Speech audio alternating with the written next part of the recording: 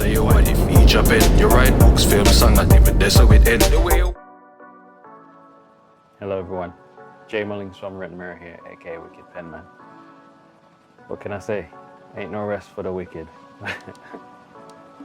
Just a quick catch up, let you know what I've been up to, what I've got going on going forwards, and kind of how I've been keeping with this, this strange time we're in with the pandemic. So I guess I'll start with, first of all, I hope everyone is safe. I hope everyone's okay. I hope everyone has gone through lockdown, quarantine, curfew, and come out of it with added focus, growth, or they've seen some kind of opportunity to maximize their potential at the end of this. Hopefully that's the case.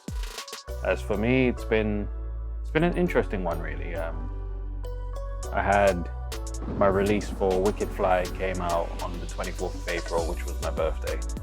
That was literally a few days ago. Well, weeks ago now. We're in May now. I'd scheduled that before the COVID outbreak. Actually 2 months, so it was like February, scheduled for April. And yeah, I went out with the video, for instance. I went out and I shot it over the weekend of my birthday. In the end, I stayed quite close to the original concept. The concept was always kind of a scenic video, drone flight, Wicked Fly, the whole flying. But then there's another aspect to the song where it's quite futuristic. I wrote the song long before the Grammys took place. So in my mind, Koffee was the deserved winner. I already knew that she was the future of the reggae sound. But then on the other side, there is no kind of dancehall prodigy, if you like. There is no one on, in that new era, new school. The new era of reggae is pretty much like your artists, like I said, Koffee, Chronic, Protege, and then a few others are coming up behind that stable. Protege is very good at like churning out new content, new talent, if you like. He's got Lila IK, depending on how you want to say it. And an artist called Savannah that's also been developing. Big ups to Protege. He's really good at giving a lane to these young talents and not holding them back. But I was saying on the dancehall side of things, you don't really have that. At least not to my knowledge. I don't see any young, like someone that's precocious and is ready to take the scene by storm, like just naturally. Wicked Fly is kind of 20 years from, around 20 years from now. So the way how you have the golden generation, the 90s dancehall DJs that I've kind of held in the highest of esteem.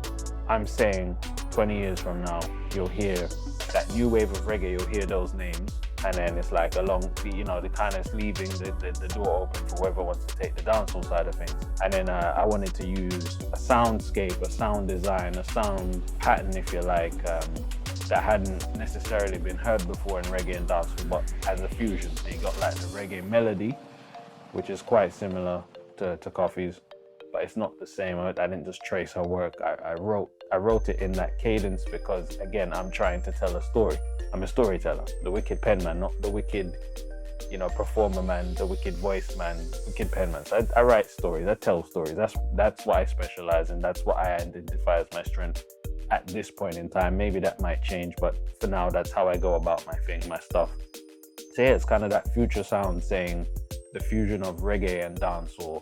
This is what it might sound like. I'm not saying it will sound exactly like this, but then also growing up, dancehall artists, everyone grew up emulating the voice of a Buju Banton and the voice of a Bounty Killer, Beanie Man, so on and so forth. So I'm saying Koffee will be the predominant voice that people will try to pattern their style after. That's what I was trying to say in the song, but per usual, it's difficult to be the first to do something, especially when you're like in the entertainment space and when you're a Jamaican. Nobody ain't ready for it potentially, or they won't necessarily be going out of their way to try and understand it. Someone would hear that and go, I've heard this song already. I've had that. Or, oh yeah, it's just like, it's like, no, it's not just like nothing. It's its own thing. And then you have the ones that say it's not reggae enough, it's not dancehall enough, it sounds like pop music. I'm like, again, there's a wider debate around reggae, well, not even reggae so much, dancehall, right? Saying, again, I'm repeating what other people say and kind of the discussions I see take place on with regularity, which is that Afrobeats is a copy of dancehall, right? It's an evolution it's taking the dancehall DNA, underbelly, whatever, the sounds, the soundscape, and then adding, you know, Africanized melodies to it, which, you know, is one of the dominant sounds in music right now.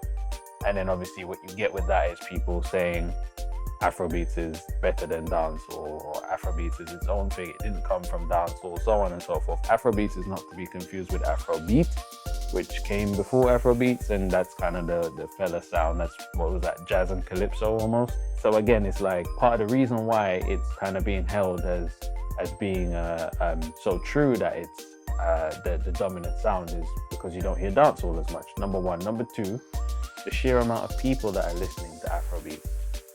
Like Nigeria alone, what was it? I saw population numbers going up the other day saying they've got over 200 million people. Like, of course, if you know, you get even 10% of that is more than the indigenous Jamaican population. I know you got many more Jamaicans overseas, but of course, it's seen as, and then the DJs and so on and so forth. You know that a lot of people listen to this music. That's what you're going to play in the clubs. That's how most music has always been, unless you're going to underground clubs, underground dance, or underground, you know what I mean? Like, that's different. So of course, if the sound evolves, it should evolve to a point where you can play all of it on the radio. That's the lead that I think Afrobeats has, where it's like most of the songs you can play on the radio, whether they're good or not is not even up for debate. The sound palette, the cadence, the melody, it's like it's a package of sounds that it's like, okay, tick tick tick, yep, you can play that on the radio. With dancehall, it's different. You have different layers and different vibes and different subjects for dancehall material. So certain types are just not fit for radio. But again, we've always known that dancehall is like an underground genre. It's not slackness, but it's raw. You know, it's always been that raw voice of the streets, depending on if that's the point of view, or it's like the raw sexual energy between couples, let's say male and female, like, you know, like that's what you get. And, you know, there's a certain charm to it. And then if you compare it with like a genre like soca is more subtle. Actually, it's not subtle at all. It's just that I think it's like the accents and the sounds make it a bit more palatable, where they can get away with some of the things they say. Like, I was laughing about, I remember this song, what is it? Too much biting insects. Insects as in mosquitoes, flies, but if you slow it down, too much biting insects. It's like, oh, and that played on the radio, right? It's like, so they get away with it. But with dancehall, like I said, it's about finding that balance between the hardcore, you know, true to your roots, authentic sound, and even that word authentic that's used, it seems to only relate to a period of time, say the 90s, for instance, dancehall, and everything must now sound like this, otherwise it's not authentic. I don't believe in that for a second. I'm not subscribing to that, and I don't think anyone should. That's a dangerous thing to say, especially when spin-offs of dancehall exist. Reggaeton, this thing they call it tropical house, so on and so forth, and even Afrobeats and so on. The sound is evolving, so you can't just go authentic 90s sounding dancehall and nothing else. That is ridiculous. What you must do is expand the sound, and expand the sound now, right? You don't wait to do it, you do it now. The kind of songs you're going to hear in a dancehall and a sound clash will have a certain, you know what I mean? And then the kind you hear on the radio, and then the kind, there is a way for all of this to coexist. And I'm so fed up of like DJs just spreading this rhetoric. Oh, it's not dancehall, it's not authentic dancehall, it's not this, it's not that, it sounds too pop, it sounds too mainstream, it sounds too, I'm like, oh my gosh. You know? And then people, even with my music, people pick holes at things like my accent. Now, I've never hidden the fact that I've grown up in Jamaica and in the UK, in London. Even on my artwork, when you see the lion has 2 flags on it. Like, I've never hidden that, right? Now, when I'm speaking patois, for some people, it's not. I guess it's not fast and uncouth sounding enough, or something like this. And it's like, look, can you hear what I'm saying? Yes. Can you hear what I'm saying clearly? Yes. Can you follow the lyrics of the line? Yes. Can you follow the yes. What is the problem? oh, it doesn't sound such and such and such. I'm like, well, there's nothing I can, that's my aim is to be as legible as possible. I need people to be able to hear what I'm saying. When I get to a point and a level where I want to tell a story where it's more about, you know, that cadence, maybe it's sped up, maybe the accent is deeper, or maybe I go with more of the baritone version of my, you know, my voice is quite deep naturally anyway, like I'll go more towards that, fine and fair enough.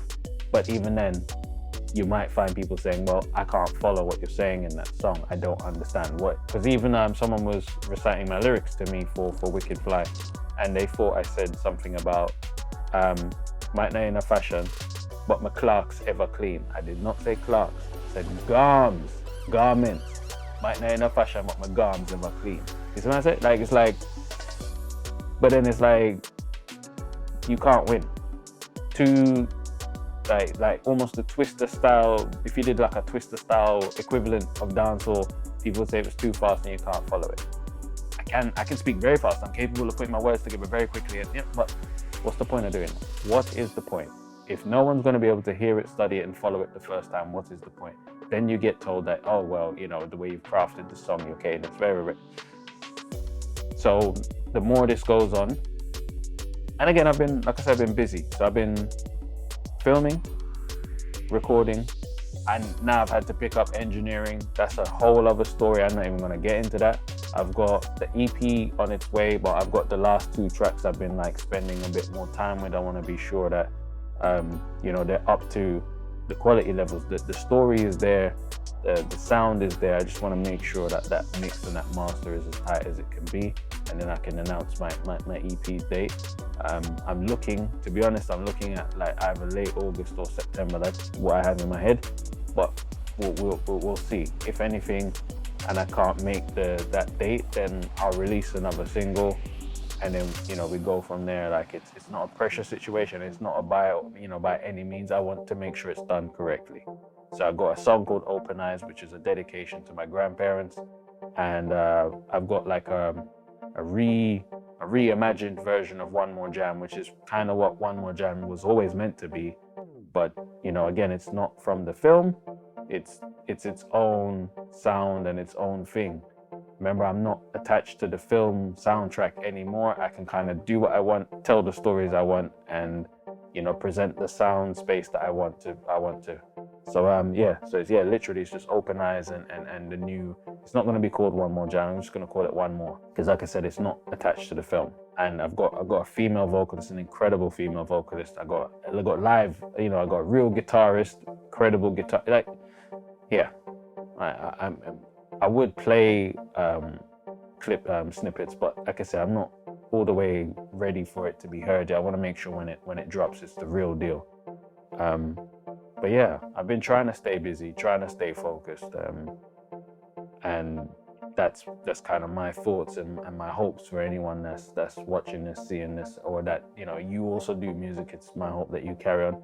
I've not been able to do the Instagram lives, and I've had so much drama with Instagram. Don't ask me what Instagram has against me, but every few days it says like the action is blocked from this, it's blocked from, I can't follow people, I can't comment, can't go live. Every few days it does that, and then it's like, it will say, okay, you're banned for this day. So you're thinking, okay, that day's done. I'll use it tomorrow, it'll be fine. And then whenever you use it again, it adds another day to the ban. I don't know what was going on. It really did mess up. You know, like I said, I had a plan and a promise to kind of do this live like once a week. And I was getting comfortable doing lives all the time. And then that's literally what happened.